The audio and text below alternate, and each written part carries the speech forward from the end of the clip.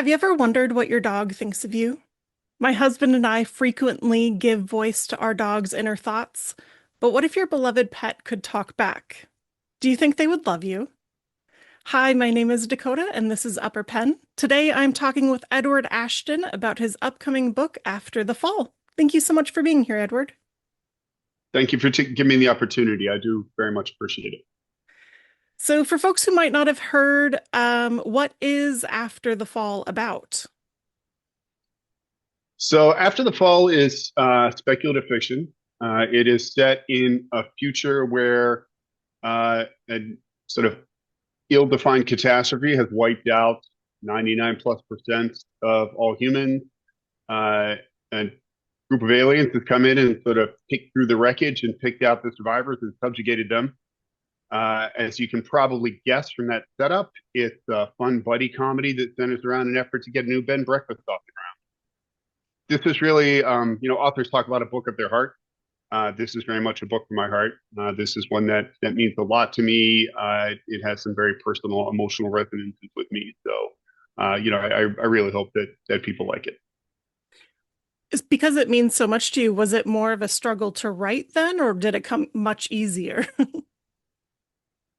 I feel like this one, I've got a process for putting a novel together. This is my seventh novel, my fifth one in 5 years. So I've been pretty productive and pretty steady in that time. This one pretty much followed the process of the others, so I don't think it was harder or easier to write. Um, it's just there's bits and pieces of this one that maybe mean a little more to me than some of the others do. It is such a, I don't want to say heavy, but it's a really serious story, right? Like the human race has been subjugated, and um, as much as some of the aliens that you call the Greys in this book are not awful to humans, they're not great. So, how did you come up with this dynamic of the Greys and the humans as that are pets or that are employees sometimes that are called in the book? Yeah, so in terms of the inspiration for this book, um, I had a dog named Max, and he was my best friend for 16 years. We went everywhere together. Every time I sat down anywhere in the house, Max was flopped across my lap. When I lost my mother some years ago, Max and I disappeared into the woods for 12 hours and just walked. Um, and he was the one who was there for me. And we lost him a couple of years ago. That made me think about the relationship that I had with him. And I knew what that relationship was for me. And I knew what he meant to me. And I realized I didn't actually know what I meant to him. Um, he was dependent on me, obviously. He was dependent on me for food and shelter, and he seemed to like me. He hung around with me. But if he could have told me what he really thought of the arrangement, would he have rather like moved out and gotten his own apartment? I have no idea. So that was sort of the thought that I wanted to explore with this book. It's an interesting thought because our main character, John, whose point of view the story is told through, is unsure himself, it feels like at times, what he feels about his gray. The humans as pets is kind of like it's not a wholly unique idea, but it does feel different here. And I wonder if maybe it's because of that like connection that you had with your own pet. It could, I mean, I think I've seen this idea of humans being sort of subjugated pretty frequently, but always in those books, at least for any of the examples I can think of, the aliens are the bad guys, the Yeah. humans are the heroic good guys, and there's an underground resistance fighting to overthrow the oppressors that usually succeeds in the end. I didn't want to write that book. That book's been written, and I didn't want to go that way. John does not want to overthrow the Greys or overthrow Martok. He does love Martok. Yeah. But one of the things that I wanted to explore with this book is, can you really have love when you have such an imbalance of power? When there is one person in the relationship who actually is in full control of everything, and the other person, no matter how much he may be cared for, no matter how much he may be loved, has actually no say in what's happening. And can that ever really be a relationship of equals? Can that ever really be? Can it really be a true friendship? or will it always be just sort of a, an employee employer relationship, or an owner pet relationship? That's a difficult topic because, like, I would see my mind going in too many different places. How did you kind of narrow what the story was going to be with this bed and breakfast idea of all things? Well, I wanted to put my characters in a situation. Number one, obviously, you want your characters to be in a bad place. As an author, we have to be sadists, right? We put our characters together, and then we think, what is the most awful thing I could do to these people? What is the worst possible position I could put them in? And so I wanted to put them in a situation where, um, despite the fact that they have this bond between them, they're brought into conflict because, Martok has basically wagered John's life on a business venture. He has his reasons for why he did it, but he did it. And John sees in that moment exactly what, or at least one aspect of what the relationship really is. Because Martok was, John could not wager Martok's life against something, but Martok can wager John's life on money, basically, as John sees it. And that's a really tough situation, and that's a really hard slap in the face to John to make him realize maybe this relationship is not actually what he thought it was, and maybe this. And of course, he learned over the course of the book that the world is not what he thought it was. He was taught one thing by the grades, but the reality of the world is actually quite different than what he was taught. And dribbling out those pieces of the world building, how the world really is, as opposed to the world basically as framed by the grades, which is what we're presented with in the first couple of chapters, was one of the funnest parts about writing this book. And I think one of the funnest parts about reading it as well. The beginning is definitely catching, with Martok telling John that, they have this new business adventure and he's so exuberant, and John's just like, what have you done? Oh no. So Martok is a character. He's one of my favorite characters, honestly. I've had some of my beta readers who have read all my stuff have said he's their favorite character of all the ones that I've ever written. He's sort of this combination of, um, naive and foolish, but also so enthusiastic about everything that you almost can't help but root for him. At least that's how I wanted to write him. And a couple of the early reviews have said that I maybe hit the mark with that. And I felt that was really a compelling. I never tried to write a character like that before. I thought it was a real challenge. And I feel like, I feel like I pulled it off. I don't know. I guess it's up to the readers to decide at the end of the day. I think he's pulled off really well because even though at the beginning of the story in particular, John really thinks that, he could kill me at any moment. And he keeps having the thought over and over, if is he going to kill me now? Is he going to kill me now? I felt empathy for Martok the whole time. And maybe it is because he just seems to be trying his best. Yeah, he is. He's trapped in this system just the same way that John is. He's not a high status individual in this society. He is clinging by his fingertips to the very lowest rung economically and socially of this society. He and John are really just vagabonds. So although he has absolute power over John in the larger society, he has no power at all.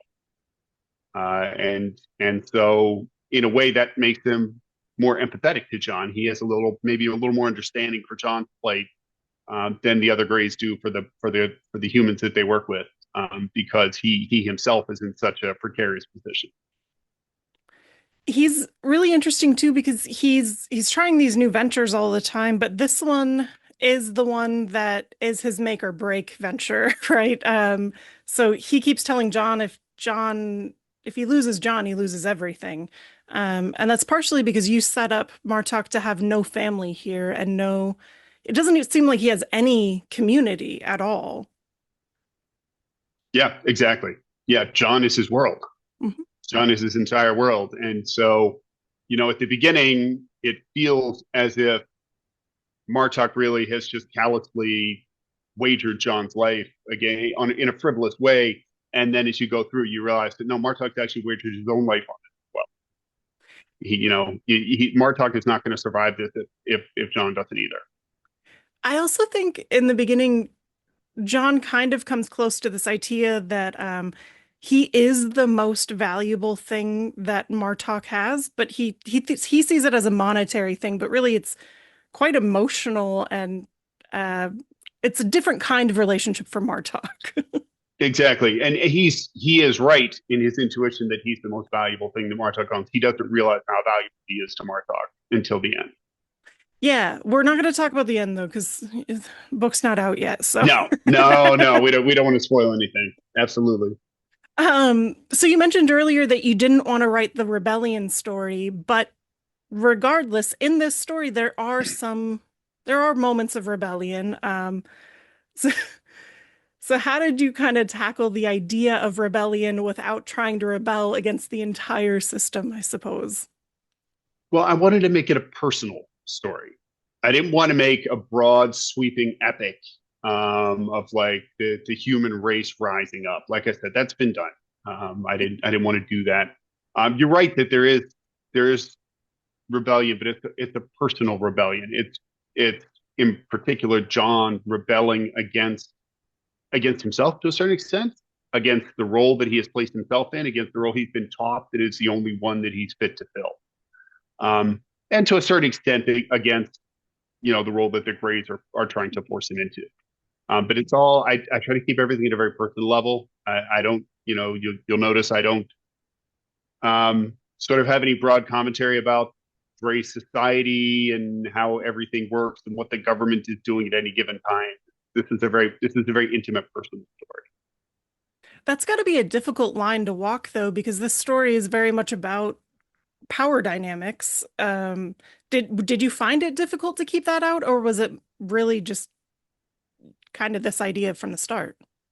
I mean, I wanted it to be an intimate story from the beginning. I did have to, you do have to walk a line because I needed to dole out enough information about the society for everything to make sense to the reader. The reader has to understand why Martok and John are making the choices that they make. Hmm. One of the things that pulls me out of a story when I'm reading, probably more than anything else, is when it becomes clear that characters are being moved around on like chessmen on a chessboard by the author because they need them to do this for the plot to move forward. It's really important to me that all of my characters' choices are organic to those characters, and you can say, "Oh yeah, that's what John would do. Yeah, that's John. That's Martok. All right. That's how he would behave there." And to make those choices obvious, you have to dole out a certain amount of information about the world around them, about how they've interacted with other people in the past, and so on and so forth. And at the same time, you can't just do a data dump where you just have like a whole chapter of like, here's how this society is structured. I mean, that's what makes a reader throw a book across the room. So you can't do that. But that's always a challenge in science fiction or fantasy, right? We always have to, if I set a book in contemporary Manhattan, all I have to do is give an establishing shot of the Empire State Building. Everybody knows what the rules are. Everybody knows what society is. I don't have to say anything else about the world, and I can get right to the story. When you're writing science fiction, you can't do that. You have to build the world. You have to tell your reader, here's what the mores are here. Here's what planet we're on. Here's how things work here. And you have to do that without boring them to death or making them angry or making it seem ridiculous. I read a book a little while ago, one of those ones that I kind of threw across the room after the first couple of chapters, um, where the author had this setup where one of the main characters had a 10-year-old child. And she's like, okay, son, now that you've had your first year of history school, I need you to recite to me the whole history of our society. And then it's 10 pages of this child reciting the whole history of their society back to them, to sort of prove how well they did at school. But it's such an obvious, transparent data dump. Okay, I'm done with this. I cannot continue to read this book. I really never want to do that. I never want to provoke that kind of response in a reader. But getting the information about the world into the story then becomes a real challenge, and that's one of the most technically difficult parts of writing in this genre, in my opinion. Yeah, I do think it is a very difficult thing, and many famous authors have struggled with this, in my opinion. Some books hit the mark with like the appropriate amount of info, and the other ones kind of you're pushing too much. And So different authors have different approaches and different facility with yes. this. Like I always think of Neil Stevenson. Neil Stevenson, like I don't know if you ever read Seven Eves. Seven Eves is a 500-page data dump, but it's great. It's brilliant. He really makes it compelling, and it's like a magic trick to me. It's like watching David Blaine disappear in front of your eye. I have no idea how he does it. I read that book almost without putting it down, and then realized at the end he just like that wasn't show don't tell. That was tell don't show. The whole thing, all the characters you were introduced to in the first half of the book are gone by the middle of the book, and here's a whole new set of characters, and here's all. Like I said, I have no idea how he did it. That's just a level of skill that I do not possess. So I have to find more subtle ways to get the work done because I don't have the ability to dump things out like that and make it sound good. You do though, because you have this whole story, and then we get these flashback moments at pretty pivotal times, I feel, which is difficult to always know when, when something needs to be told. And they're usually flashbacks of awful things happening in John's life. Yeah, I mean that's a technique that if you've read any of my other works, you're probably familiar with. That's kind of a go-to for me in terms Yeah. of world building. In Mickey Seven, for instance, I do that a little more explicitly by making my character a historian, and having him, sort of have these little tidbits and stories of things that have happened in the past. I can't go to that well too often, but I do use that sort of methodology to dribble out, and I try to make the stories interesting. I try to make the little flashbacks like fun little stories and not data dumps. Um, but every author has their little tricks for how they get that information out, how they get that world building done. I don't think any two writers do it exactly the same. But if you're working in science fiction, you have to figure out some kind of methodology to get it done.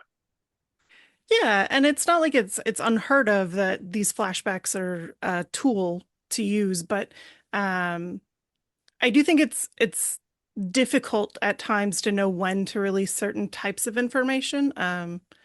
Because a lot of the stories that Jim thinks or John thinks back on are kind of similar in that, something awful happens to a human in front of him. So how do you choose what story to tell when, I suppose? Well, I've got the main plot arc. Mhm. That's the first thing. And at certain points along that plot arc, the reader needs some piece of information to understand why things are happening. And so I know, by the end of chapter 7, I need to have introduced this piece of background, or else the reader's not going to know what's going on. So now, how am I going to introduce that information? Okay, I need to think up a fun, interesting little story that doesn't feel like I'm just giving you this information. It feels like I'm telling you this story because it's just relevant to what else is going on in the plot, but it does actually give you the information you need to understand what's going to then happen in chapter 8. And so that, like I said, that's one of the parts of building the plot that I think about the most, and then I put the most sort of concentration and work in the editing process as well. Once I've completed the first draft, I've got a pretty well defined technical editing process. I've got 27 different full passes through the manuscript that I do for different aspects, and that's one of the biggest ones, and usually one of the longest editing processes is making sure that all those little tidbits are in the right place and that they're telling the right story. That's bonkers to me that you go through it that many times. Oh yeah, I mean, I think most writers do the same sort of amount of work, but we do it at different times. So Mhm. I have a friend who's a pretty well accomplished writer in this field as well, who goes into any book that she's writing first by writing what she calls her book Bible. She'll spend maybe 5 or 6 months writing up backgrounds on every character. She knows where they went to school and like who their best friend was, even though that person will never be in the book. And what they were scared of when they were little kids, and all kinds of stuff, like literally hundreds and hundreds of pages in this. And then when she actually starts to write, all that stuff is there, and she's able to get her first draft done and have to be pretty close to a finished product at that point. I do things in the opposite way. I want to get my plot arc down. I get my first draft done, but then I still have just an absolute ton of work left to do. When I finish my first draft, I have a huge amount of work left to do, which she did at the beginning. But at the end of the day, we get our books done in about the same amount of time. She just does more of the work up front. I do more of the work on the back end. But it's we all have to do the work. There's no way around it. There's no shortcut. Yeah, and I think for a lot of beginning writers, the amount of revision and reworking and is daunting, like that's kind of scary because you just want to tell a Yeah, story, right? but to me, that's the funnest part of the process. I love editing. I really do. That manuscript has to be pried out of my hands and sent off to my agent when it's done. Because when you're writing that first draft, you never know if you're really going to be able to bring this ship into port. You know, every book that I've written, I have a moment at this dark night of the soul around 30 or 40,000 words where I'm like, am I really going to be able to tie this all back together in a reasonable amount of time? Am I actually going to make this make sense at the end? Like, is this going to be 6 months or 8 months of just literal wasted time? And this is going to wind up in a trunk. Um, but once you've got that first draft done, you have the story. You've got the full arc. It may be hot buttered garbage, but you've got the story. And I always know I can plane and sand and paint and shellac it down to something that's good at that point. But until you get that first draft, you never know for sure. That's very fair. One of the other things that I really noticed about your writing style is your prose feel a lot like older science fiction to me. Like I don't want to say it's like old language. It's just the way you describe things feels like I'm reading something from Larry Niven, instead of something from a modern day, I suppose modern. Well, I think there may be a little bit of a throwback to me, which probably relates to how I got into the field. I started reading science fiction way younger than I should have. When I was probably 5 or 6 years old, I started pulling books down off my dad's shelf. My dad was a big science fiction fan. And I started pulling down books of, Clifford D. Simak and Larry Niven, Robert Heinlein, and Alice Sheldon and people like that.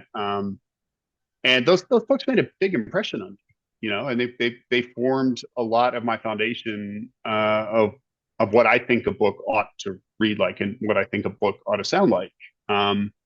So yeah, it's not surprising you would have those kind of echoes because I didn't pick up science fiction during like my MFA program by reading contemporary writers. That's not how I now I do love contemporary writers. I love reading people who are active today, but that foundation got set a long time ago, and it was set reading a bunch of old timey people, and so there's probably a little bit of that old timey feel to some of my work.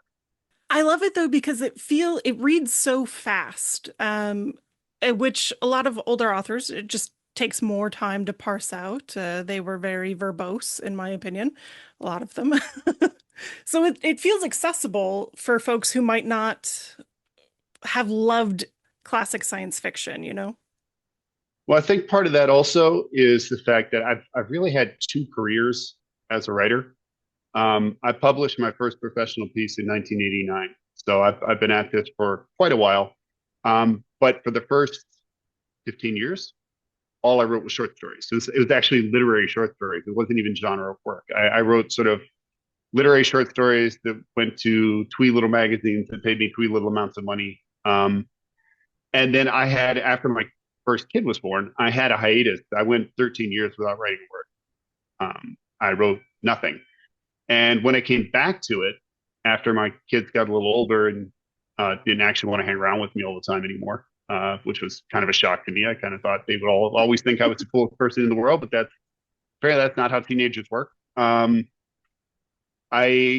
decided, what, I want to write what I loved. I want to write what my first love was, and my first love was science fiction. And so I sort of set aside what my writing instructors and professors in graduate school had told me about how genre fiction is not real fiction and blah blah blah blah blah.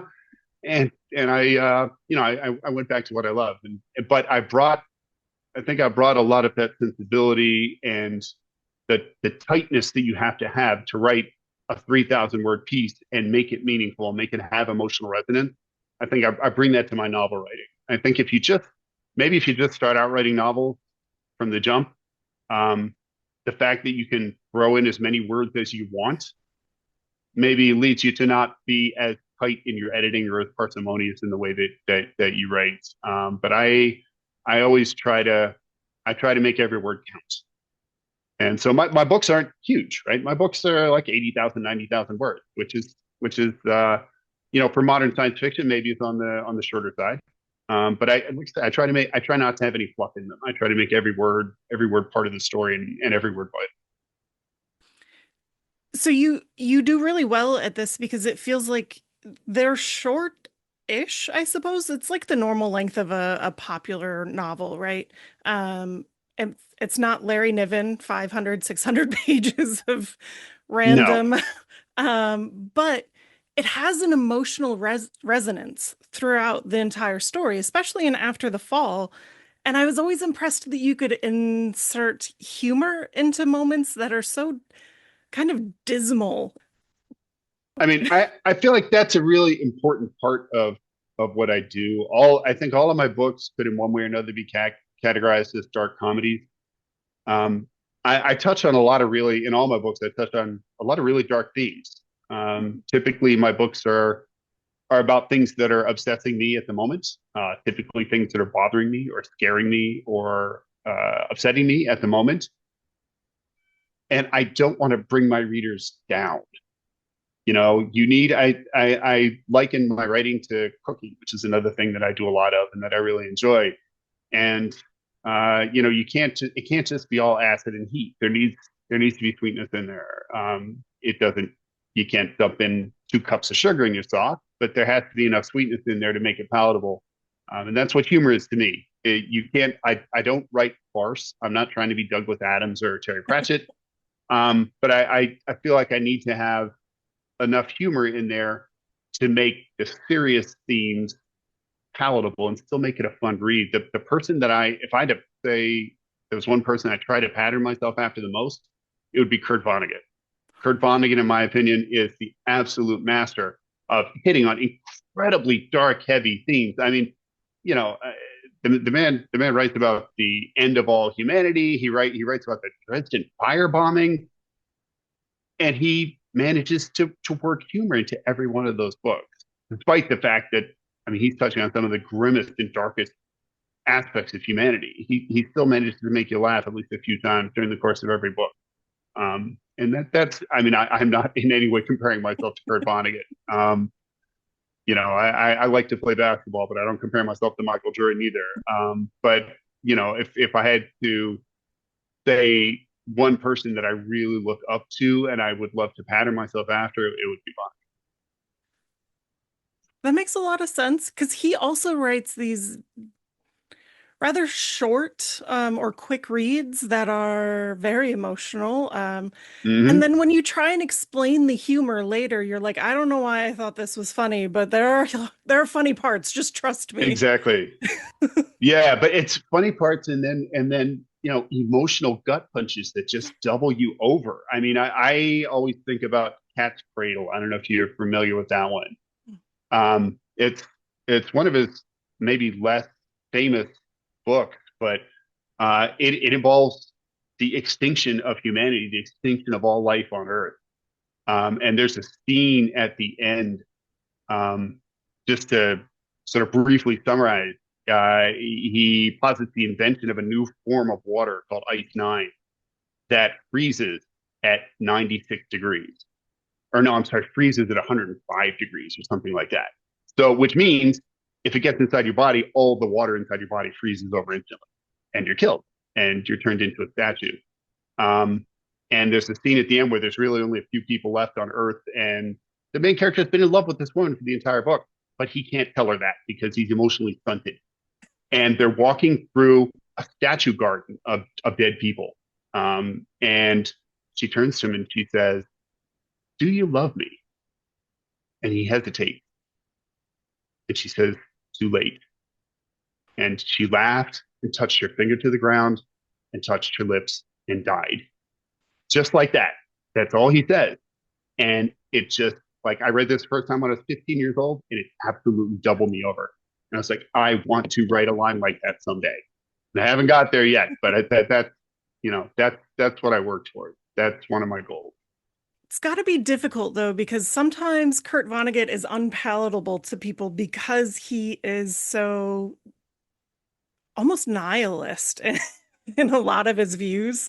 Yes. You're Yes. not quite there though. I feel a lot of hope in these books and a lot of like, I don't Well, know. see, I was not, unlike Kurt Vonnegut, I was not in Dresden during the firebombing, and I Fair. think that left a real mark on. I think that left a real mark on Kurt. I'm probably a much more optimistic person than he is because I didn't have those experiences. I've actually led a pretty soft life, so I don't have so many things to complain about. Um, yeah, he was very dark. He was a very dark and cynical person. Also very funny, but very dark and cynical. I got a little more sunshine to me. I got. You're not quite Martok where everything is coming up roses every day, but No, not quite. But I'm like my dad. I always argue with my dad, who thinks always that the world is just on the verge of swirling down the drain, and I always try to convince him that actually like things are going better than you think. Like I'm a cancer researcher, and the rates of cancer death in the United States have dropped by 30% in the last 25 years. Like most people don't even know that. Most people are not aware that you are like 30% less likely to die of cancer now than you were in 2000. But bad news leads, and bad news is something that people want to hear about, and that gets clicks. And good news doesn't, and nobody's really interested in good news. And so I always try to argue with him that things are actually not quite so bad, uh, and he's quite convinced that they actually are very very bad. And so between the two of us is probably where the truth lies. are you gonna write the like a story where you prove him wrong one day, where everything just is perfect? No, because that's really boring. Turns out, I don't know if you ever tried to read Utopia. Oh, Um, yes. Super, super boring. Turns out if everything's great, you do not have a great story. Like I said, as a writer, we have to be sadists. We have to make things awful because that's where conflict comes from, and conflict is the heart of stories. One of my questions that I wrote for you was, do you hate your main characters? Because they always go through really awful, awful things. I no, I love all my characters. I love my main characters. I love my bad characters. I don't. I try to have empathy even for my antagonists. Um, I can't think of a truly evil character that I've written. I mean, maybe Leah in this book. Maybe he's pretty evil, but he never actually steps on stage. He's always just like talked about off in the distance. So that's maybe a little different. That the characters that I bring to stage and that I voice, even though they may do bad things, I never think of them as bad people. I think of them as maybe having the wrong information, making bad decisions because they have incomplete knowledge or because they have some bad preconceptions. But none of my characters get up in the morning and say, what, I'm doing some evil today. I'm gonna do some evil because I don't think there's very many people who get up in the morning and say, I'm gonna do evil. I think even people who do objectively evil things find ways to convince themselves that what they're doing is good, or at least is for the best in the ends justify the means kind of way. And so that I try to give that sort of organic motivation to my character, rather than just I'm going to do bad because I'm bad. I'm a bad guy, so I'm going to do bad stuff. To me, that's not interesting. That is fair. And I love how you in the book there's this one moment where John and Six, the other one of the other main characters, are talking and she's making fun of him and being really rude because he doesn't know things because of how he was brought up in the society. And he's like, just explain it if you're gonna be like that. And I felt that more than I would have ever cared to admit previously in my life that like people are ignorant sometimes, and it's not a bad thing, you know? Hmm. I felt like the interactions between John and Vic were some, we're always told to write what you know. Yeah. And I feel like this was one of the best examples of me writing what I know because I raised three teenage daughters. Um, so I know very well what it is to be told that I'm a complete idiot and I don't understand anything about the world. And here's how it really is, you doofus old man. That is something that I'm very, very familiar with. So I'd hope to think that I brought some realism to those scenes. You absolutely did. And it's just one of many reasons why I love After the Fall, though. So thank you so much for this book. Well, thank you. I really appreciate that. Are you working on anything new right now? I am. I am actually, for the first time, this is a new challenge that I've taken on. I am currently contracted to write two different books at the same time. I don't know if you've ever tried that. It's an interesting dance. I've got two different sets of characters and two different plot lines sloshing around in my head at the same time, trying to keep them from cross contaminating one another, which is an interesting challenge.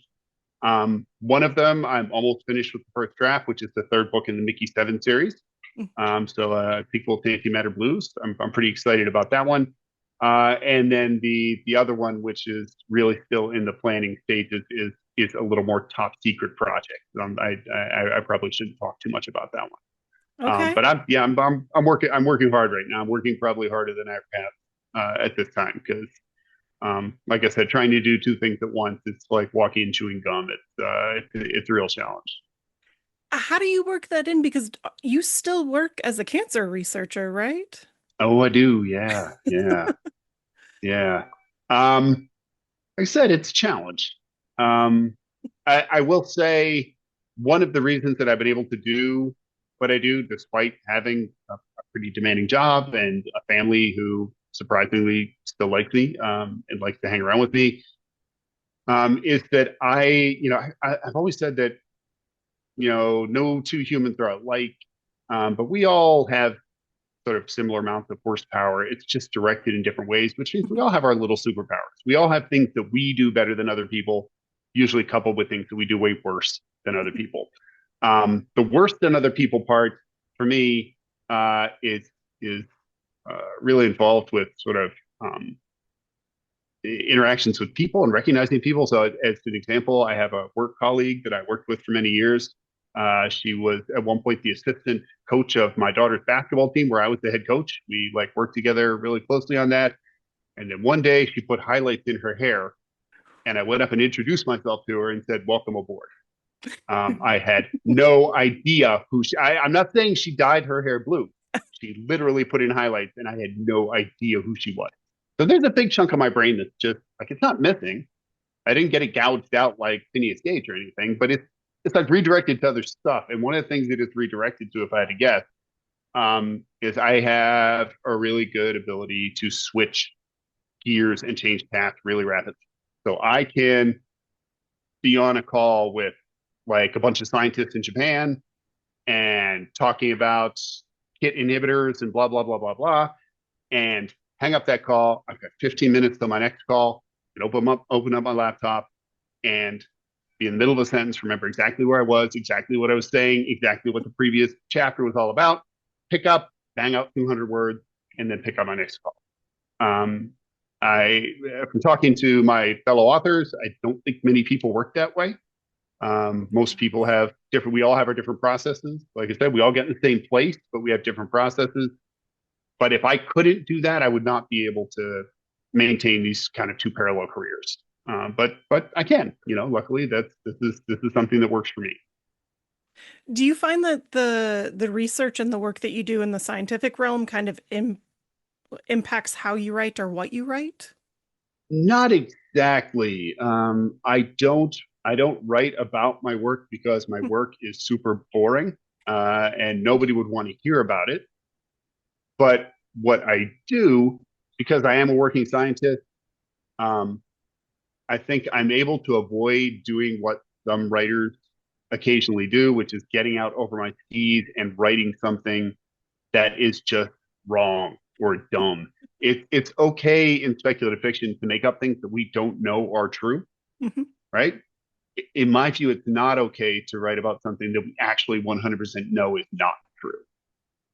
If you're writing about something that involves orbital mechanics and it becomes really clear that you have no idea what orbital mechanics are or how they work, that's going to pull a lot of readers out of the story. And again, sort of make them throw the book across the room. And I think my background as a scientist lets me avoid doing that because I know a lot of stuff and I know enough to know what I don't know and where I have to go to one of my colleagues or some other expert and or some other research or whatever. I know how to use primary literature. I know how to get on PubMed. I know how to use Google Scientists and so forth to dig up information that I need to know, so I can get the details right of things that um, aside from the things that I know I'm making up. If I'm putting sort of science facts in there, I want to make sure that they're right, and my background helps me do that.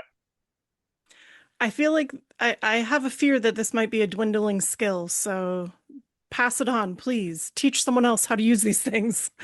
Yeah, there's if you go back again to sort of old timey days, a lot of science fiction writers were working scientists. That was a really common thing. You look at people like David Brin or Isaac Asimov, you know, PhDs in physics and astronomy. That's less common. There's a lot more people in the field now who like were English majors who got MFA, and that's okay too. That's great. Um, they're probably a lot write a lot more pretty sentences, a lot more literary. Some of the actual writing in some of those old writers pretty bad. As, Asimov was not a great stylist or writer. He had great ideas, not a great writer. Um, but in picking that up, you lose some other stuff. Like I said, we've all got a certain we've got 3 pounds of mush in our brain, and if you've devoted a ton of that to getting an MFA and learning how to write these beautifully turned out sentences, there's a chunk that was going to do quantum physics that you didn't ever get to exercise, and so that piece is kind of missing. So I went to an MFA for creative writing, and one of the biggest pitfalls that I saw was people were not diversified enough. So I did anthropology while I was there too, so that I would be doing something with other parts of my brain other than learning how to, I don't know, appease a professor. Well, it's one thing to know how to write, and it's Yeah, another thing to know what to write about. yeah. And those are two entirely different things. And I think you can wind up getting caught in this sort of trap of writing these navel gazing pieces that are just about your personal feelings or with these sort of slice of life stories where it's just like, yeah, I wrote a short story about going to get a coffee, but I wrote really great sentences about it. So it's a beautiful little story. And I guess that's got a place somewhere, but that's not ever something that I wanted to either read or write. I think one of my only real arguments with the professor is we had to read a story about a middle-aged guy who hates his life with a happy family. And like, I was like, I can never connect to this for one, but also like, it's unimportant. It feels like, why would I care? Um, I'll tell you the one that always got me, and I've read way too many of these. That the last one I read was a book called Who Is Rich, which again, like I did get to the end of it, but oh, it was brutal. Um, Middle-aged English professor has an affair with this graduate yeah. student. Like how many? I get it. You're like writing your fantasy. This is what you want to do, and you're like living out your fantasy. But no, put it in your journal, man. I mean, no, nobody else wants to hear about this stuff. I get it that you're really, attracted to your 26-year-old graduate student, but keep it to yourself. None of us want to hear that stuff. I'm surprised folks publish it, to be honest. So, It is a little shocking. It really is. but after the fall feels like it's sounds like it's pretty personal to you, but it also has story and has substance and has wonderful moments. So, anybody out there, I really suggest going to find after the fall. Well, I mean, all my books are personal to me, and I think they have to be. If you don't Yeah. feel the book as a writer, your readers are not going to feel it either, right? If I at some point during my editing process don't make myself laugh, and at least once don't make myself cry, I haven't done my job, right? I mean, I consider that I've succeeded if on the 25th edit I still tear up when I, like, for instance, Mickey 7. Even when I went to see the movie, I teared up in the scene where Nasha is cradling Mickey as he dies in the isolation chamber. Like, I feel like I nailed it on that one. I feel like I really did. You So, did. but yeah, like I said, if you don't feel it as a writer, your reader's not going to feel it either. Thank you so much for doing this today. Oh, thank you. I really appreciate the opportunity. As I said before, it's always great to talk to people about my books, and I'm really glad to hear that you had a fun time with it. And for folks who are looking for more of your books, your website is edwardashton.com, correct? It is, and if you are interested in a personalized first edition of After the Fall, that is the first link on the top of my website. My pledge to you is I will write anything in this book that you want me to write. If you want me to stay in there, thank you so much for saving my life by donating me a kidney. I will write that in your book for you. I will also include one free of charge doodle. Happy to include that as well. So that is my personal pledge. And that is going to be from thedogearedbook.com is where that link leads you to. So, Correct, which um, is a really great indie bookstore in Palmyra, New York, run by a wonderful, wonderful lady. So if you ever have any running through Palmyra, I strongly advise you to stop in. They've got great stuff. wonderful. Now I have a whole list of bookshops I want to go visit. Now I'll have to go to New York. There are a lot. One of the things that I found really, we're talking about optimism, right? The revival of indie bookstores over the last 10 or 15 years has been really encouraging to me. It looked for a while like they were just going to be swallowed up. But we have right now, and just in the area where I live, we've got a half a dozen really great little indie bookstores. So I feel like that's been a really nice development, particularly, like I said, over the last 5 or 10 years. There's been sort of new ones popping up, which is nice to see. Yeah. Hopefully they stay around. I understand if a couple, don't stick around for the long haul, but I love that they're trying. So, It's a tough gig. It's yeah. making a living selling books is not the easiest thing to do. So I have nothing but love and admiration for these folks. If you're looking for more Edward Ashton, edwardashton.com, and you can pre-order the After the Fall, which comes out February 24th, I want to say, of 2026. Correct? Yep. Well, thank you again. Oh, thank you. And if anybody out there has liked this interview, please share it and let me know what you think of After the Fall. I really loved this book, so please let me know. Thank you. Have a wonderful, wonderful day. Bye. Thank you. You too.